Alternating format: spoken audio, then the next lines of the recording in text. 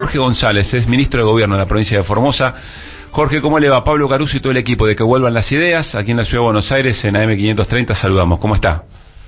Buenas tardes, Pablo. Yo muy bien. Acá en Formosa es un hermoso día de sol. ¿Con qué temperatura, ministro? Más o menos. No sé, debemos andar por los 23 grados, por ahí más o menos. Bien. Digo yo, por cómo está, no tengo ningún termómetro cerca. De memoria, por lo que indica la piel. Muy bien. Es nuestro otoño así que... Claro. Bueno, Jorge, a ver, antes de entrar en detalles, ¿cómo cayó el fallo? ¿En qué clima político está hoy el gobierno de Formosa y la ciudadanía con lo que pasó ayer? Mira, el pueblo de Formosa está en medio de un proceso electoral que está cumpliéndose paulatinamente el cronograma electoral. A mí me toca la responsabilidad de coordinar un poco el comando electoral. Hemos tenido reuniones del comando electoral con la empresa que ganó la licitación para toda la logística de las elecciones, que serían el día 25 de junio. Sí. Y bueno, los distintos partidos políticos siguen realizando sus campañas pertinentes, así que en ese sentido el fallo de la Corte nos agarra en plena actividad. Y el fallo de la Corte es sobre un caso concreto, puntual, particular, que es el de la provincia de San Juan, a pesar de que hay consideraciones sumamente interesantes de analizar y evaluarlas, pero es respecto de la provincia de San Juan. Sí. Respecto de esto mismo, por supuesto está la lectura de esas consideraciones que usted refiere. Sí.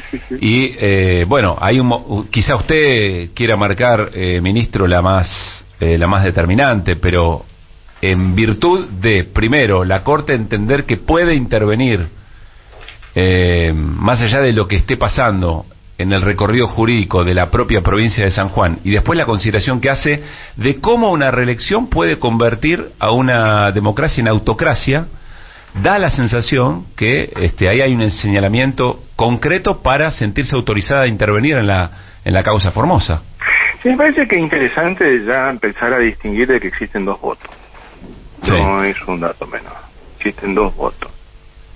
El voto de Carlos Rosenkrantz es el que más apunta a lo que yo le menciono, ¿no? Los doctores Rosati y Maqueda en 18 fojas liquidaron la cuestión.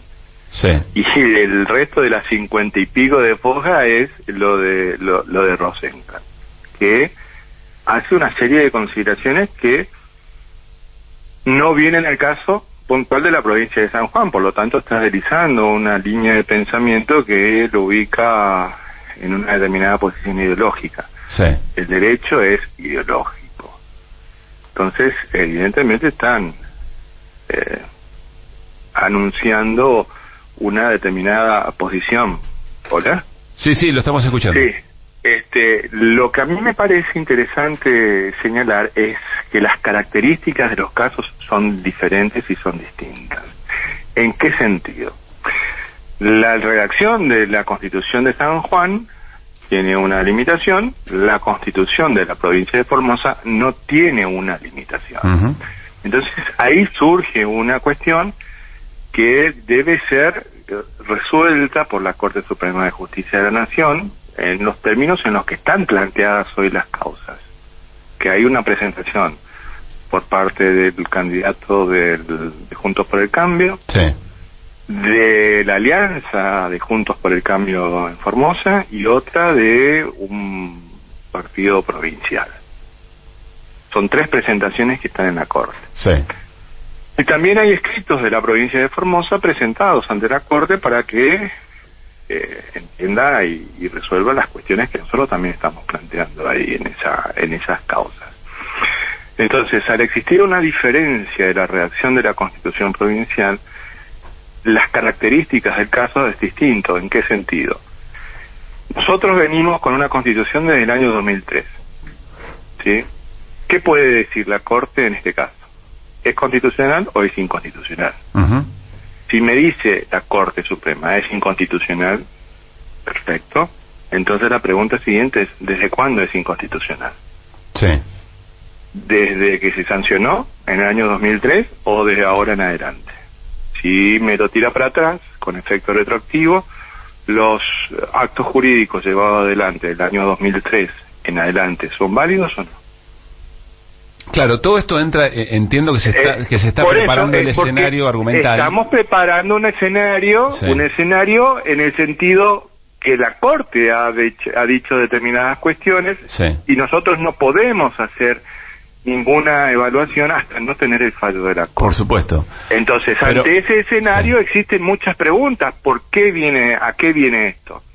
Que no es posible aplicar los mismos criterios al caso de San Juan, resuelto por la Corte, al caso de la provincia de Formosa, cuya constitución es distinta. Ahora, voy, Jorge, estamos charlando con Jorge González, ministro de Gobierno de la provincia de Formosa. Voy a un tramo del fallo de Rosenkrantz que dice lo siguiente: no existe duda de que habilitar que una persona se desempeñe durante 16 años ininterrumpidos en los más altos cargos provinciales impone un costo intolerablemente alto a los valores que encarna el sistema republicano. La influencia en la composición del Poder Judicial local y de los órganos de control, el manejo de los fondos públicos, el control de la agenda política y legislativa, entre otros factores, tal como se dijo en los considerandos anteriores, se traduce en una significativa concentración de poder que erosiona la separación de poderes y rompe las condiciones generales de igualdad en la competencia electoral. Aquí, cuando fundamenta Rosenkrantz, no está fundamentando sobre Uñac, está fundamentando sobre... Perdón, sí, si me permitís, sí, sí, claro, está fundamentando sobre Uñac, porque la Constitución de la provincia de San Juan habla de una elección y 2 reelecciones. Claro. En un periodo de 4 años. Pero yo eso lo entiendo, pero cuando déjame terminar, porque vos lo entenderás, sí, pero hay personas que están escuchando y yo quiero que también sepan cuál es mi línea de razonamiento. Perfecto. 3 por 4, 12. Entonces dice, ese fallo dice que si se le agrega 16 años, está mal. Él dice que puede darse que sea una... Bueno, lo que acabas de decir. Sí. La cuestión es que la Constitución de Formosa no tiene limitación de cantidad de periodos que un ciudadano puede someterse a la elección popular. ¿Me explico? Sí. Esa es la gran diferencia. Ese es el punto neurálgico. Porque con ese razonamiento, ¿cuánto es la cantidad de tiempo que puede permanecer una persona al frente del Ejecutivo en una provincia? Voy a mi argumento. Nadie lo dice. Voy a mi argumento. Es que esa es la preocupación. La preocupación es que la Corte se atribuye la responsabilidad, primero, de involucrarse en un caso que no había tenido todo el recorrido para llegar a la Corte, según lo que establece la Constitución. Estoy de acuerdo con vos. Sigo y ahora sí yo termino el argumento. La sensación es que aquí hay una generalidad respecto de la reelección, no importa más allá de la cantidad de años, porque ¿quién decide si son 16 sí importa. O si son 10? ¿En qué sentido, Pablo, si me permitís? Sí importa, ¿en qué sentido? En el sentido siguiente. Acá hay en juego un aspecto que me parece fundamental. Es, ¿quién tiene el poder constituyente originario?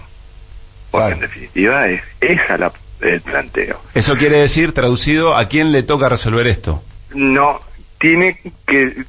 Traducido significa, el poder constituyente originario lo tiene el pueblo. Que lo traduce en una convención constituyente para que en un poder constituyente delegado a los convencionales constituyentes redacten una norma constitucional con la cual regirse.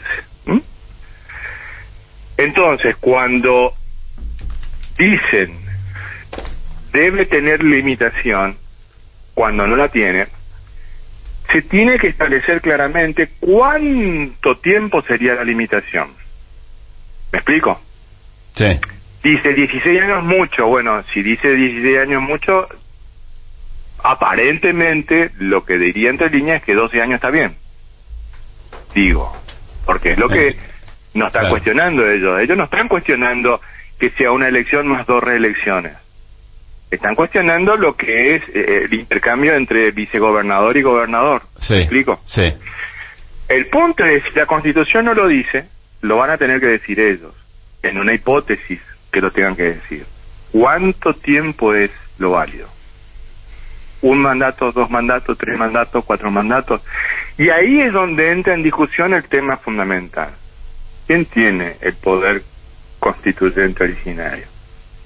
¿El pueblo o 4 personas que forman parte de uno de los poderes del Estado?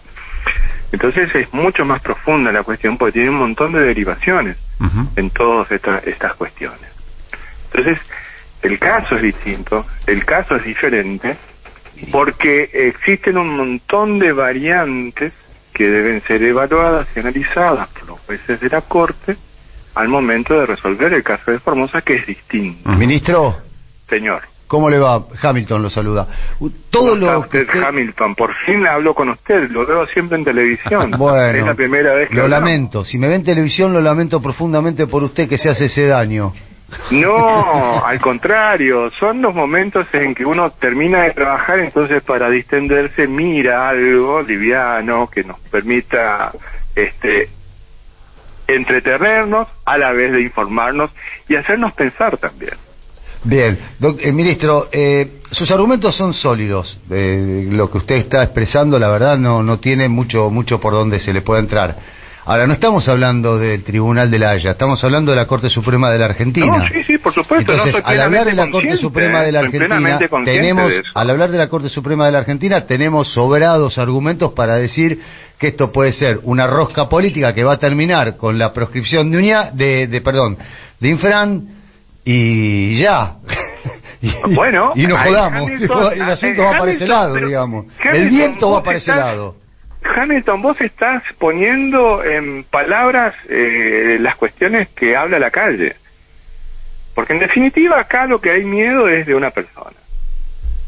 El gobernador lo ha dicho en sus discursos acá en Formosa, que obviamente no llegan allá a Buenos Aires. Acá no es el problema de la Constitución, el problema es Gildo Infran, por varias razones, por varios motivos. Porque cuando vos decís una organización económica, suponte, caso, el Grupo Clarín, ¿alguien va a cuestionar la conducción de Mañeto en el Grupo Clarín?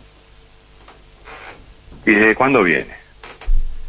Desde que yo soy chico estaba ese señor. Se supone que al ser un ámbito privado, bueno, tampoco nadie lo elige a Mañeto, digamos, ¿no? Bueno. No va a elecciones. Bueno, nadie elige a los de la Corte, básicamente. No, la Corte sí. Bueno, ahí entonces ahí vamos por otro carril.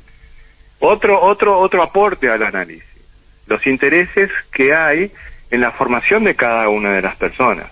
Vos preguntás en Formosa, ¿lo conocen al ministro González? Te van a decir que sí. ¿Y de dónde lo conocen? Y bueno, el ministro de Gobierno, perfecto. ¿Y antes dónde estaba? Y antes era el abogado de los aborígenes que trabajaba en la pastoral aborigen de la Iglesia Católica. Y estaba en las comunidades aborígenes trabajando con ellos. Fue uno de los fundadores de la Asamblea Permanente por los Derechos Humanos en Formosa cuando estaba en el colegio secundario. Yo te puedo contar cuál es mi historia. Entonces, sería bueno también, porque mis acciones están vinculadas directamente a nuestras historias personales. Sería bueno preguntarle también las acciones de cada uno de aquellos que tengan que resolver este tipo de cuestiones, porque ahí también están los fundamentos del por qué van a fallar de una manera u otra manera. Acá aparece... Y el fallo sí. es bastante, se vislumbra bastante ese tipo de cuestiones. Jorge, una de las cosas que a mi criterio saludablemente empiezan a aparecer como pregunta es cómo va a responder la política frente a esta posibilidad que, para resumir, el fallo de ayer abre la puerta o empieza a generar un terreno de intervención sobre la provincia de Formosa, más allá de las razones y los argumentos jurídicos que son los que deberían valer, digamos, ¿no? O imponerse, pero evidentemente no. La pregunta es, ¿cómo se está preparando políticamente esa misma pregunta que me hiciste en la televisión pública, Pablo? Es correcto. Estamos más cerca de ese escenario que lo que estamos en ese momento, ¿no? Pero yo les decía en ese momento, mañana no estaba en el plan de trabajo de la Corte, pero bueno, ¿cómo va a responder la política? Y una vez que nosotros tengamos el fallo y leamos el fallo, vamos a darte una idea de cómo vamos a responder, porque es necesario clarificar un montón de cuestiones. También está el ministro Rosati, que no ha intervenido en este caso porque no tuvo intervención en el caso anterior. Hay una medida cautelar solicitada. Hay un proceso electoral. Lorenzetti es el que no intervino. Lorenzetti. Sí. ¿Lo que dije? Rosati. No, Lorenzetti, perdón. Sí, está bien, está bien. Está el fallo de Rosati y Maqueda es un fallo que está más centrado, si bien hay alguna cuestión ahí dando vuelta, pero está centrado en el caso de la redacción del artículo constitucional de San Juan. El único que se va un poco en una reflexión constitucional es Rosenkrantz. Por eso todavía falta un trecho que caminar. Bien.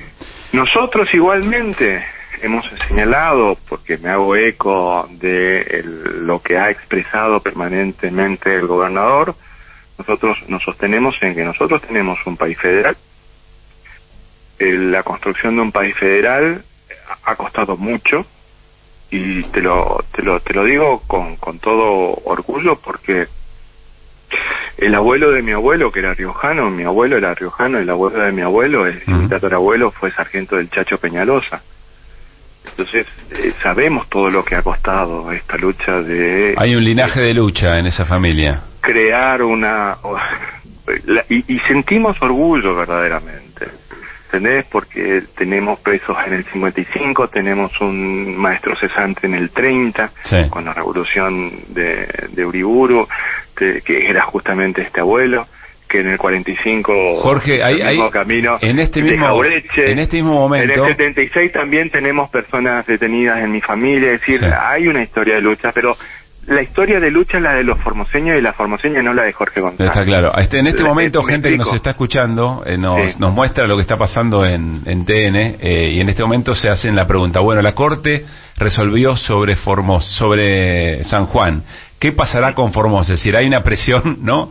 La hinchada como que le grita, le pide. Está bien, claro, porque también acá hay que analizar qué va a pasar con los intendentes de Buenos Aires. Sí, es correcto, eso también está en el... Y dentro de los intendentes de Buenos Aires, cuando hablan de las reelecciones, piensan, tienen los varones del conurbano, claro, y son todos peronistas. Eso es clavado en el pensamiento de la gente, está eso, porque eso es lo que le metieron que tenemos que pensar.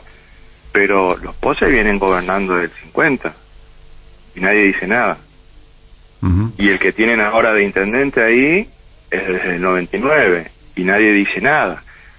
Y es interesante también analizar este tipo de cuestiones. Jorge, tengo una última pregunta.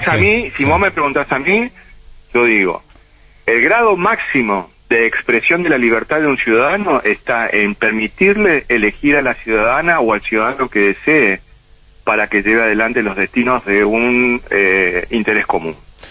Tengo una última pregunta que tiene que ver con esto, y más allá del caso puntual, como dirigente y además frente a esta situación. ¿Cómo se contraargumenta desde la política o desde tu idea? A mí me parece que es un debate que hay que dar y me parece sumamente interesante. Nunca hay lugar para lo de fondo. ¿Cómo se contraargumenta la idea de que alguien, después de determinado tiempo en el ejercicio del Poder Ejecutivo, por ejemplo de una provincia, empieza a tener control sobre los recursos del Estado, que empieza a involucrarse en el reperfilamiento, digamos, del Poder Judicial y eventualmente hace más difícil la participación igualitaria en elecciones? Que esos son argumentos que lo expresan de manera permanente desde la bocina del pensamiento que nos tratan de imponer. La verdad es que conseguir un voto es muy difícil. Si te lo digo sinceramente, porque soy una persona que tiene que responde a la política, y la persona dentro del aula, que es el cuarto oscuro, es libre de meter en la urna lo que quiera. ¿Por qué? Vos te imaginás, con todo el poder que tuvo, con todo el préstamo que le hizo el FMI y con todo el manejo que tuvo, si los argentinos y las argentinas no hubiéramos hecho un cambio en el año 2019, hubiera seguido Macri, y le dijimos que no. La alternancia está garantizada en la libertad de la gente. Nos crean muchas fake news. La verdad es que acá